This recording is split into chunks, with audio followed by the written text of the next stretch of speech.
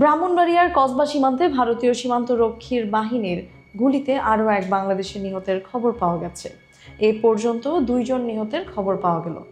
শুক্রবার 8 মে গভীর রাতে উপজেলার গোপীনাথপুর ইউনিয়নের পাথারিয়াদার সীমান্তে এই গুলির ঘটনা ঘটে।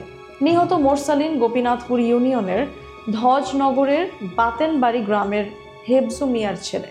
তিনি গোপীনাথপুর শাহ আলম ডিগ্রি কলেজের এইচএসসি 2য় বর্ষের শিক্ষার্থী বলে স্থানীয় সূত্রে জানা গেছে। আরেক নিহত নবীর হোসেনের বাড়ি মধুপুর গ্রামে। দুজনের মরদেহ আগরতলার ডিবি হাসপাতালে রয়েছে বলে পারিবারিক সূত্রে জানায়। একই ঘটনায় একাধিক বাংলাদেশি তরুণ আহত হয়েছে, তবে তাদের পরিচয় নিশ্চিত হওয়া যায়নি। চিকিৎসার জন্য তাদেরকে কুমিল্লায় নেওয়া হয়েছে।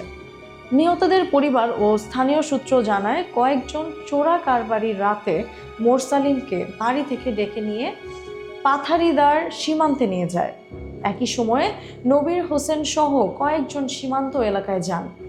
এ সময় বিএসএফ তাদেরকে লক্ষ্য করে গুলি করলে ঘটনাস্থলে মোরসালিন নিহত হন। পরে তার মরদেহ ভারতে নিয়ে যায় বিএসএফ।